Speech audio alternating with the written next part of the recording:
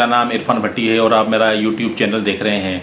Dear guys and dear viewers, ये मेरी जो वीडियो है ये उन तमाम लोगों के लिए है, सिर्फ फार्मा के लोगों के लिए नहीं, तमाम लोग मेरी इस वीडियो को देख सकते हैं, क्योंकि आज मैं आप लोगों को बताऊंगा कि वो मेडिसिन जो हम रूटीन में अपनी डेली लाइफ में यूज़ करते हैं, जो हमें छोटे छोटे प्रॉब्लम क्रिएट होते हैं और उसके बाद हम डॉक्टर के पास जाते हैं। डियर गाइस, मैं आप लोगों को ये सजेस्ट करूँगा कि छोटा प्रॉब्लम हो या बड़ा प्रॉब्लम हो, उसके लिए सबसे पहले आप अपने फैमिली फिजिशियन से ही कंसल्ट करें और उसके बाद वो जो मेडिसिन आप लोगों को लिख के दें तब तक वही मेडिसिन आप इस्तेमाल करें।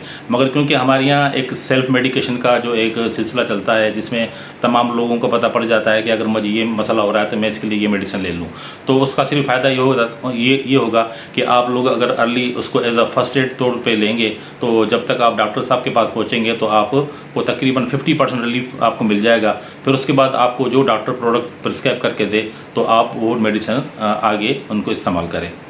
सो गाइस, सबसे पहले मैं आप लोगों को बताऊंगा कि ख़ास तौर पे हमें फ़ीवर होता है, यानी हम जिसे कहते हैं बुखार या हेडेक या सर का दर्द, इसके लिए मार्केट में मल्टीपल मेडिसिन अवेलेबल हैं। मगर अर्ली स्टेज पर आप लोग सब लोग कोशिश करें कि पैरास्टामोल अवेलेबल है या उसी के साथ साथ आइबुप्रोफेन अवेलेबल है, तो या इसके साथ साथ पोनिस्टान अवेलेबल है, तो आप इन तीनों में से कोई भी ड्रग यूज़ करें इससे पहले कि आपका जो फीवर है वो रिड्यूस हो। और उसके बाद आप अपने डॉक्टर के पास जाएं और मज़ीद उनको जो भी आपको कॉम्प्लिकेशन हो रही है आप उनको बता सकते हैं।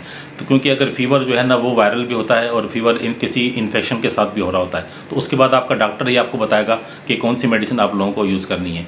डियर गाइस, उसके बाद एसिडिटी का जो प्रॉब्लम है वो हमारे यहाँ आम है, क्योंकि आजकल हमारे जो खाने हैं उसके अंदर हम ज़्यादातर जो है ना वो हॉट और स्पाइसी फूड यूज़ करते हैं, चाहे वो घर में हो या चाहे वो हम जंक फूड यूज़ करें।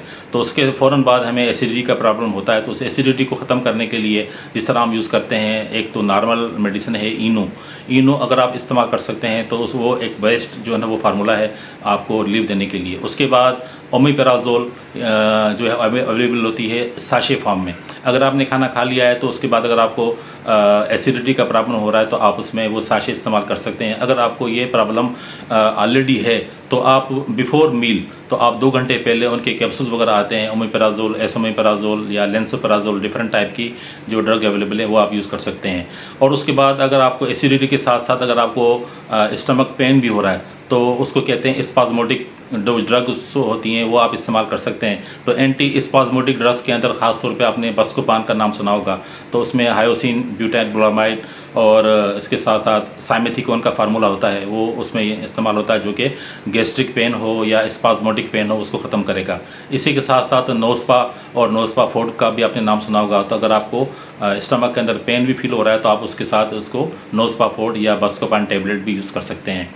और डियर गाइस, इसके अलावा ख़ास तौर पे वो जो बड़ी उम्र के लोग होते हैं उनमें जॉइंट्स का प्रॉब्लम या बॉडी पेन का प्रॉब्लम हो रहा होता है, तो बॉडी पेन के लिए तो यकीनन हमारे डिफरेंट ड्रग्स अवेलेबल हैं। उसमें आप न्यूबराल फोर्ड का नाम ले लें, बहुत एक पॉपुलर ड्रग है, वो आप इस्तेमाल कर सकते हैं। और उसी के साथ साथ अगर जॉइंट पेन के अंदर आते हैं तो वहाँ पर भी non steroidal anti inflammatory drug use होती हैं। तो आप कोशिश करें कि जो दर्द की दवाइयाँ हैं वो उसको आप कम से कम खाएँ, क्योंकि जितनी ज़्यादा आप मेडिसिन इस तरह की यूज़ करेंगे तो वो आपको स्टमक में प्रॉब्लम क्रिएट करेगी। क्योंकि अब प्रॉब्लम है उसके साथ साथ मेडिसिन तो लाजमी लेनी है। तो जॉइंट पेन के लिए ख़ास तौर पर जो ड्रग यूज़ होती हैं वो डाइक्लोफेनिक सोडियम है, पायरोक्सिकेम है, तो ये वो दवाइयाँ होती हैं जिसकी में आपने नाम सुना होगा केफ्लाम और केटाफिलेम आपने नाम सुना होगा, जो कि डाइक्लोफेनिक पोटेशियम के साथ भी अवेलेबल होती हैं। और डाइक्लोरान का आपने नाम सुना होगा जो कि डाइक्लोफेनिक सोडियम ही होती है। तो जॉइंट पेन के लिए, बॉडी पेन के लिए आप इन ड्रग्स को यूज़ कर सकते हैं।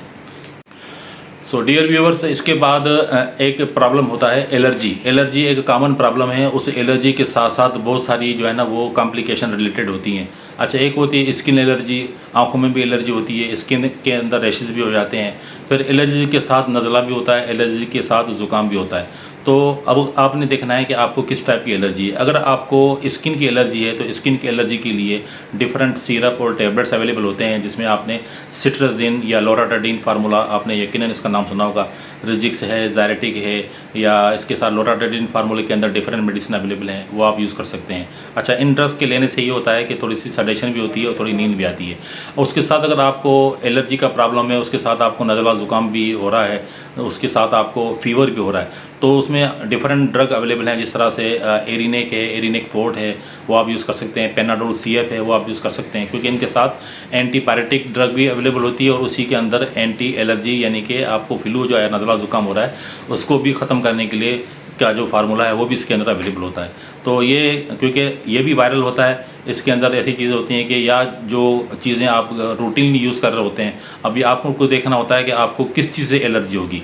एलर्जी को ख़त्म करने का एक ही फार्मूला होता है कि वो चीज़ें या वो खाने या वो कपड़े या वो ऐसी चीज़ या डस्ट, इनसे अगर आप बचेंगे तो आपका एलर्जी का प्रॉब्लम नहीं होगा। अगर ये चीज़ें आपकी लाइफ में चलती रहेंगी तो फिर आप एलर्जी आपको होती रहेगी। उसके लिए फिर ये इन सिम्टम्स को रिलीफ करने के लिए आप ये मेडिसिन यूज़ कर सकते हैं।